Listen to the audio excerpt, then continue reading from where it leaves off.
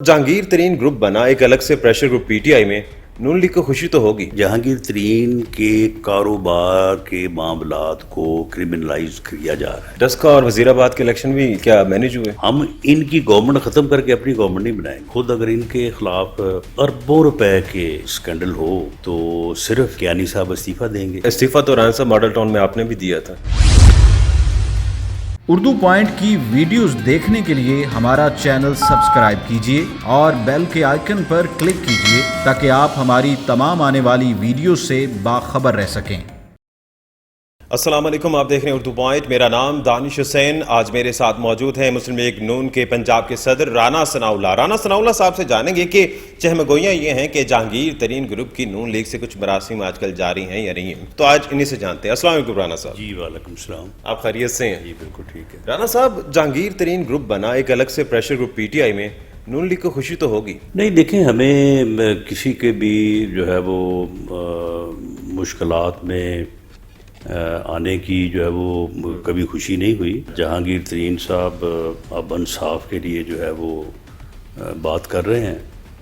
बहुत अच्छा होता जब शरीफ फैमिली के कारोबारी मामलात को जो है वो बहाना बना के तो उनको क्रिमिनल केसेस में जो है वो टर्न किया जा रहा था। तो उस वक्त अगर किसी और को कुछ थोड़ा बहुत अगर गलत फहमी भी थी तो जहांगीर तरीन साहब को तो मालूम था ना। तो इसलिए हम तो उस वक्त भी कहते थे कि ये गलत है और ये विक्टिमाइजेशन है, ये एहतसाब के नाम पे जो है वो यानी अपोजिशन को पॉलिटिकली इंजीर्ड करने की बात है। तो अब जब ये जहांगीर तरीन साहब के ख़िलाफ़ हो रहा है तो हम ये बिल्कुल नहीं कहेंगे कि ये अब ठीक हो रहा है या मुकाफ़ात अमल है, लेकिन मैं ये ज़रूर कहूँगा कि इस तरह से किसी का भी इस्तेहसाल, एहतसाब या विक्टिमाइजेशन जो है वो ना मुल्क के लिए बेहतर है, ना जमहूरियत के लिए बेहतर है, ना सियासत के लिए बेहतर है। हमारे साथ बात करने वाला जो है ना वो मरला आगे आएगा। वो अभी शुरू हुआ है कुछ थोड़ा बहुत? बहरहाल मेरा ख़्याल है कि फ़िलहाल तो उनका बुनियादी मकसद यही है कि उनके मामलात जो है वो दुरुस्त हों, गवर्नमेंट को जो है वो प्रेशराइज करके इन ओछे हथकंडों से पीछे करें, क्योंकि ये गवर्नमेंट जो है ये एहतसाब तो खैर सिर्फ इसका बहाना है ना, प्रोपेगेंडा है। बाकी तो हर अपने मुखालिफ के ख़िलाफ़ जो है वो ये एहतसाब। लेकिन जहांगीर तरीन तो मुखालिफ पहले नहीं थे, वो तो मुखालिफ ही इस वजह से हुआ, एहतसाब की वजह से। तो उनका एहतसाब भी तो उसी वक्त शुरू हुआ ना जब वो मुखालिफ हुए। उससे पहले उनका एहतसाब शुरू नहीं हुआ। अगर उनका एहतसाब इस बात पे होना था कि उन्होंने चीनी महंगी की है तो फिर उसके ऊपर करते। ये बात तो है तकरीबन 1 साल की, बल्कि 1.5 साल की। 1.5 साल से चीनी महंगी है तो उनके ख़िलाफ़ चीनी महंगी करने का तो कोई एहतसाब नहीं हुआ, कोई पकड़ नहीं हुई। जहांगीर तरीन का एहतसाब होना चाहिए जी। इस तरह का एहतसाब जो है वो किसी का भी नहीं होना चाहिए। उसकी वजह ये है कि ये तो सिर्फ अपने मुखालफीन को फिक्स करने वाली बात है ना। अब देखें ना, ये कह रहे हैं कि जी आप देखें ये रिंग रोड का इनका अपना जो है वो स्कैंडल आया है। जुल्फी बुखारी भी उसमें इस्तीफा दे चुका। बुखारी भी हैं उसमें। नहीं, मामला ये है कि ख़ुद अगर इनके ख़िलाफ़ जो है वो कोई अरबों रुपए के घपले का जो है वो स्कैंडल हो तो सिर्फ जो है वो कियानी साहब इस्तीफ़ा देंगे।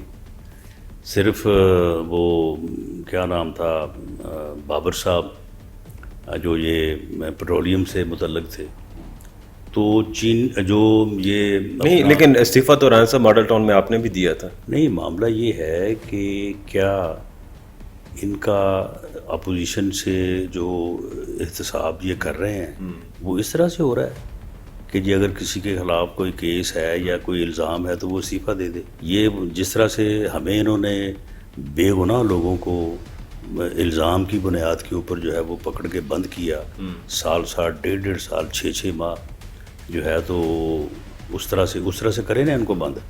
ये जिनके ऊपर इल्ज़ाम जहांगीर तरीन को भी बंद करना चाहिए। मैं कहता हूँ कि जहांगीर तरीन साहब को भी फिर अगर करना है तो करें। जहांगीर तरीन साहब हैं, कियानी साहब हैं, जुल्फी साहब हैं, गुलाम सरवर खान साहब हैं, वो जो अपना बाबर साहब हैं, وہ پیٹرولیم والے. پیٹرولیم. تو اسی طرح سے بزدار صاحب ہیں آٹا سکینڈل میں. تو یہ یعنی آٹے میں، چینی میں، ادویات میں، پیٹرولیم میں، یہ کم از کم جو ہے یہ کوئی 2000 ارب روپے کے گھپلوں کا الزام ہے. ان کو پکڑ کے کرے نا ہماری طرح بند. وہ جس سیل میں مجھے بند کیا تھا نا ایک کمبل اور ایک چادر کے ساتھ، میں تو رہا ہوں وہاں پہ 6 مہینے، ان کو رکھے 6 ہفتے. اس کے بعد ان سے پوچھے یہ سارا کچھ بتا دیں گے آپ کو کہ رنگ روڈ میں کیا ہوا ہے اور باقی جگہوں پہ کیا ہوا ہے. جہانگیر ترین اگر آپ کے پاس آتے ہیں یا رابطہ کرتے ہیں تو نون لیگ کا کیا ریئیکشن ہوگا؟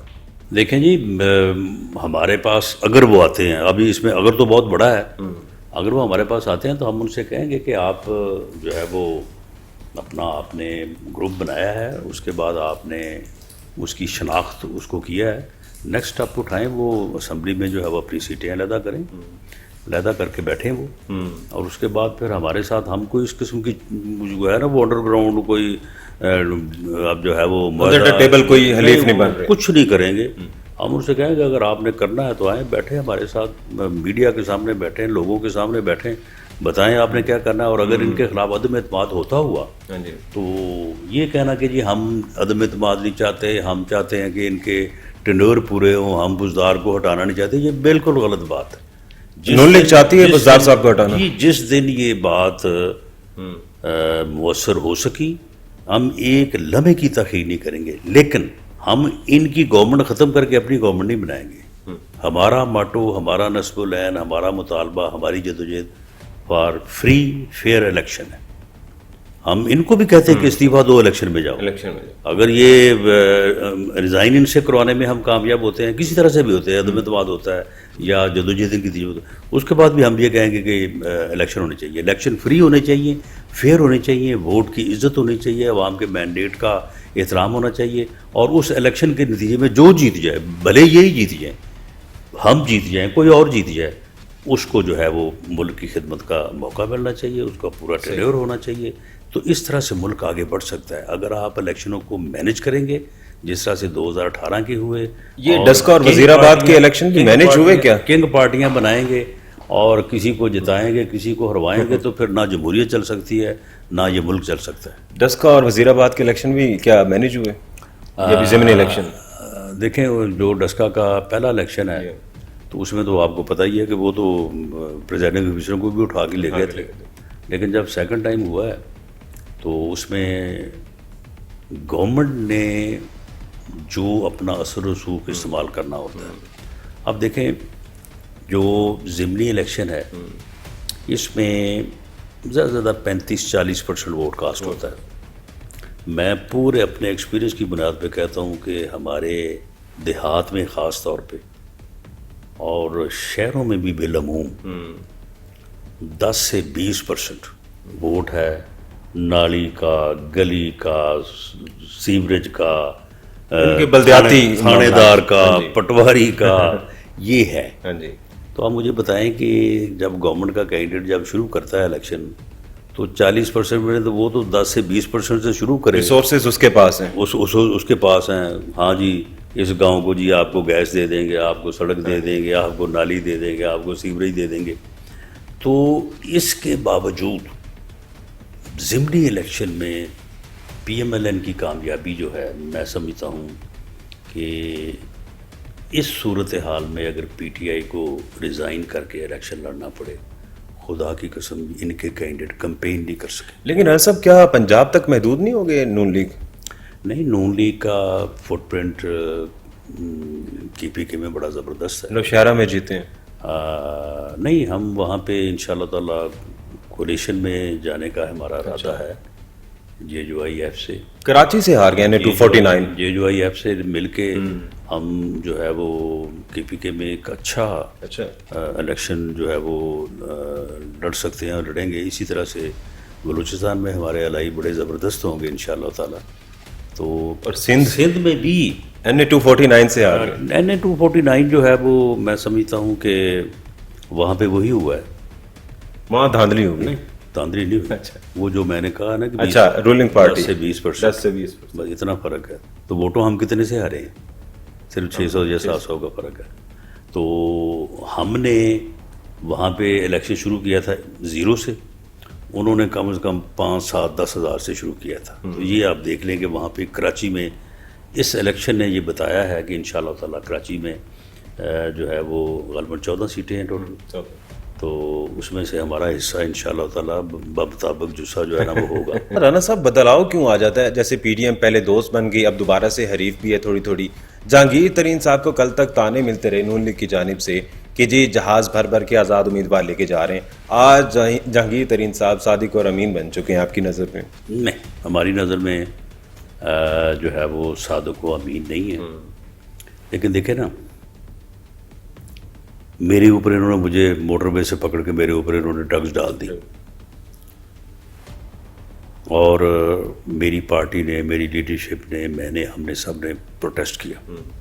اب خدا نخواستہ میں یہ نہیں کہتا کل کو یہ کسی اور بندے کے اوپر ڈال دے، وہ بندہ میرا مخالف ہو یا میری پارٹی کا مخالف ہو، تو کیا ہم پھر اس بندے کی مخالفت کریں گے؟ ہم ان کی حمایت شروع کر دیں گے؟ ہم دوسرے سے کہیں گے نہیں یہ غلط ہے، یہ ظلم ہے. تو معاملہ یہ ہے کہ جہانگیر ترین کے کاروبار کے معاملات کو کرمنلائز کیا جا رہا ہے. صحیح. یہ جو کیسز انہوں نے بنائے وہ ایف آئی آئی سے پڑھی ہیں، ہم نے بھی پڑھی ہے نا، ہمیں بھی سمجھ آ رہی ہے.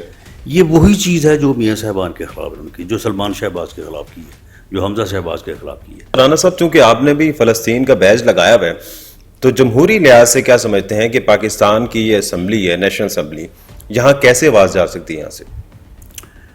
دیکھیں جی، میں جو بھی پارلیمنٹ میں ہوا ہے، تقاریر ہوئی ہیں، ریزولوشن ہوا ہے، آج مارچ ہوا ہے، قرارداد پیش کی گئی ہے، میں بالکل ان سب کو سپورٹ کرتا ہوں. میں یہ سب کو انڈورس کرتا ہوں. میں اپنی پارٹی کی ایفرٹس کو بھی، ایون گورنمنٹ کی ایفرٹس کو بھی، عالم اسلام کی ایفرٹس کو بھی میں انڈورس کرتا ہوں، میں ان کے ساتھ ہوں. لیکن میری ذاتی رائے یہ ہے یا میری اسیسمنٹ یہ ہے کہ کشمیر اور فلسطین میں اب ظلم جو ہے وہ اب حد سے بڑھ گیا ہے. اتنا ظلم جو ہے یہ وہ ناقابل برداشت ہے. ہماری یہ ایفرٹ ساری جو ہے یہ ایمان کے دوسرے درجے کی ہے. بالکل. جس طرح ایمان کا پہلا درجہ ہے نا کہ آپ ظلم کو روکیں، اپنی طاقت سے روکیں. دوسرا درجہ ہے زبان سے روکیں، یعنی اس کے خلاف آواز اٹھائیں. تیسرا درجہ ہے کہ دل سے برا سمجھیں.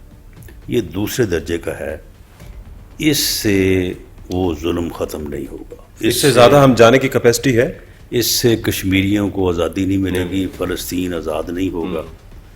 تو اس لیے میں تو میری یہ رائے ہے کہ ہمیں نہ صرف پاکستان بلکہ پورے عالم اسلام کو اس کے اوپر بیٹھنا چاہیے. صحیح. اپنا آپ جائزہ لے لیں. اگر آپ پہلے درجے پہ جا کے اس ظلم کو روک نہیں سکتے تو پھر بھائی ٹیبل پہ بیٹھ کے تو ان مسائل کا جو ہے وہ کو حل نکالو. پھر امریکہ بہادر سے کہو کہ جناب ہم آپ کے پاس آ گئے ہیں، جس طرح سے اب کل شام اکٹھے ہو کے گئے ہیں سارے، تو یہ گئے ہیں تو سیز فائر اسی نے کروایا. یہ تو ایسے شاہ محمود قریشی صاحب ایسے ٹرنیلی لگا رہے ہیں کہ جی میں نے کروا دیا. تو نے کہا کہ کیا کروا دیا ہے، تمہیں کون جانتا ہے؟ تو امریکہ بہادر نے کروایا. تو امریکہ بہادر سے کہیں کہ جناب ٹیبل پہ بٹھائیں، بٹھا کے ان دونوں ایشوز کا، اگر آپ ان کی عملی مدد نہیں کر سکتے تو پھر اس ظلم کو روکنے کے لیے اس کو نیگوشیشن کے ضرور اس مسئلے کا حل ہونا چاہیے. بہت شکریہ رانا ثناء اللہ صاحب، آپ ہمارے ساتھ موجود تھے.